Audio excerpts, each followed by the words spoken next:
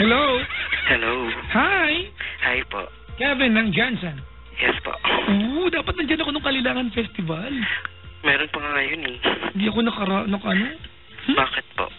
Na-cancel yung venue namin. Gusto pumunta ng Jensen. Ay, sayang. Okay lang. Punta ko bukas, punta ko sa bahay niyo. Sige, pwede po.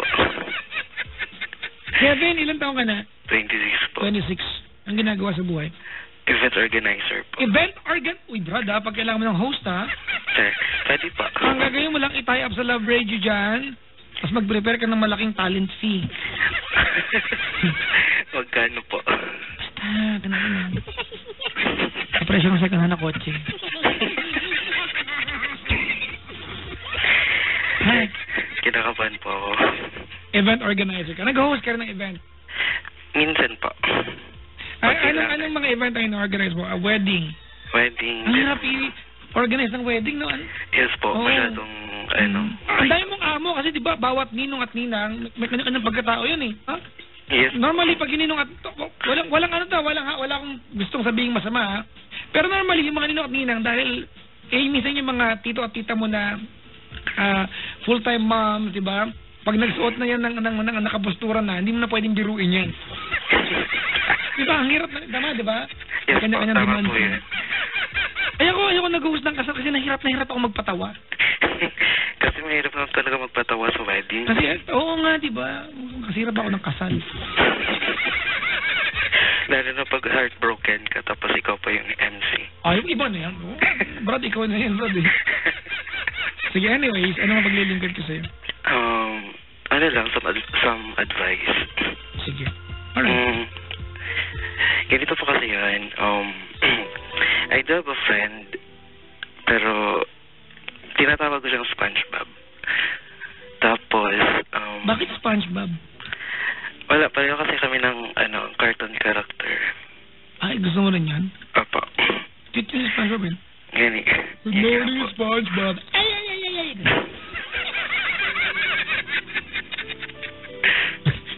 Hindi ko maintindihan. Tinanong ko ng anak ko niyan anak, pag nagtabong ka ba ng sponge sa dagat, magiging SpongeBob? Napaisip ako. Nagtutur naman cartoon sa mga bata. At Tapos ayun po, to make it short, he was my friend and then na-inlove po ako sa kanya. Nakita mo yung Squidward niya?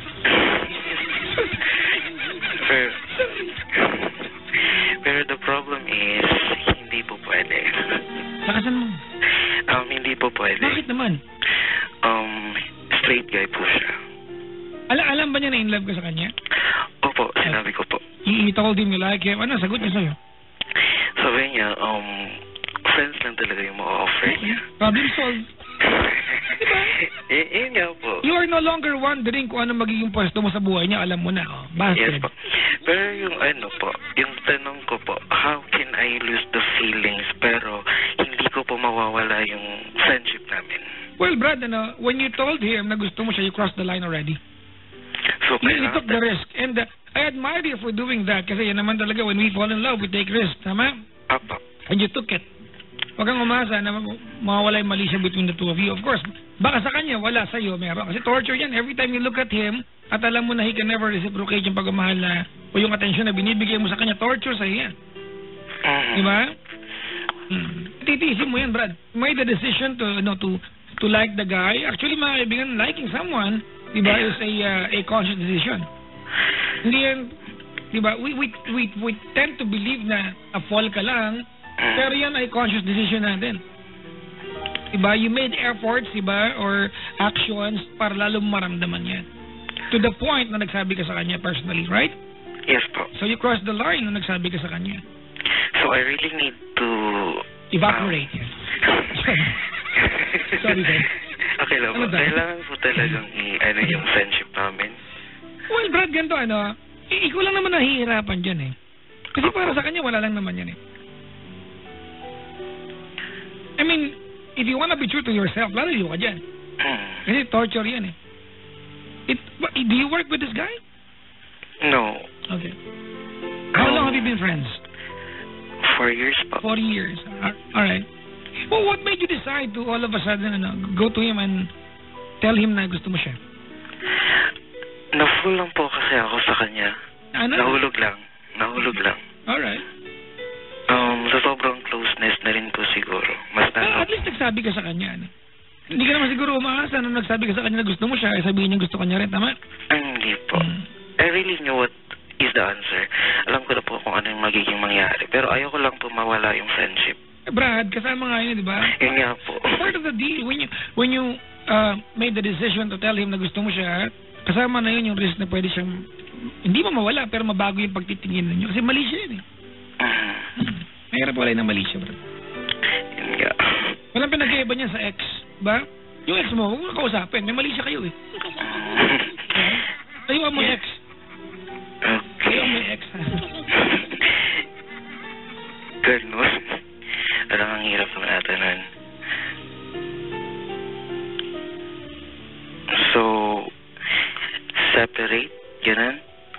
Well, Brad, out of sight, out of mind.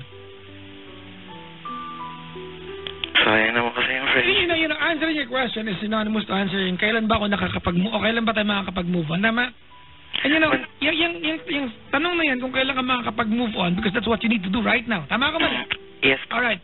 It's synonymous also to answering the question, ready ka na ba to fall in love with another person? It's not how long it would take you to move on, but who comes along. Pag ikaw nakatagpo ka ng bago mong magugustuhan at na-reciprocate ka noon o masaya ka na emotionally, automatically moved on ka dyan. But the problem is, ayoko na po kasi mahulog. Ayoko na po ma-in love. Pag kang maarte, marami nagsabi niya nabuntis naman agad. Ayoko po pabuntis. Sorry, hindi ka kasama. Pero alam mo na, plastic ako sa ganyan na yung mga nasaktan, tapos ayoko na magmahal ulit, ako tigilan yung ako. Hindi akong huwag kayo sinungaling. Alam niyo, hindi totoo yan. Ganun. O sige. O mga sinungaling niya, mga ayoko na magmahal ulit, hindi na ako last na yan, utot mo. Tigilan niyo ako. Okay po. Alright? Apo.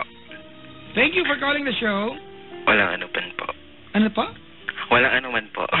Sige. Ay, ganito muna bago kita pakawalan. Ano mensahe mo sa kanya kung saan nakikinig siya? Ano lang. Continue his life for being who he is. And pakita niya kung ano siya sa mga friends niya tsaka sa family niya. Ipakita niya na may ipapakita talaga siya sa kanila. Ano ba? Hindi ko ipakita. What I mean is, ipakita niya kung ano yung kaya niyang gawin for his family. Kasi yun yung aim niya eh. He was makita nila yan, ha? He was planning to work in Korea, so maganda sa Korea, Brad. Yes po, maganda doon. Galing kami dyan, tapos kausapin mo mga nagbebenta sa bangkaya, sabihin mo sa kanila, makanjo sa'yo. May sabihin ng discount. Salamat sa pagtawag. Ano naman po. Bye-bye. Okay. Mga kaibigan, that was Kevin from General Santos City. Ilo sa mga taga-Jensen, ha? Sir Dodi, maligayang bati po sa iyo dyan. Si Sir Greg Yu nakantabay sa atin. Pakabati naman kayo mag-asawa, Eliza Yu. Maligayang pakikinig po. Si Jomar, pabati naman from Miss Jackie Farinas. Good evening. Papa Jack, pabati naman John Marga. Argel, Maan at Jimelen. On the way kami to Baguio for a talk. Yan, from John. Maligayang bati po sa inyo. Good luck, ha? Nag-reply anak ko, sabi ko, anak, hindi naman nag-reply anak ko, ano ba yun? Sa pang-caller. Tulog na siguro yung anak ko. Papa Jack, pag-greet naman po ako. Naka-tune in ko lang po ngayon sa live show. Anong live show ka dyan? From Riyadh. Uy, maligayang pakikinig po. Ano to? Si Miss Des ng Treasury Department ng Manila Broadcasting Company. Pabati naman yung friend ko sa BF niya. Baby, I love you. Smile ka naman from LA. Ooh, korte niya. Ooh, I think that I found myself a cheerleader.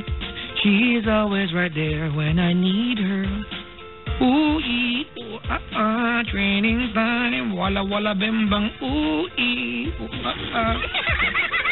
Papa Jack, kamusta? Magandang buhay. Sabi ni B. Martizano. Nakakuha ako ng aral advice from you. Maligayang makikinig po. From Marby Obico ng Hong Kong. Miss Rowena Joy, huh? Thank you for dropping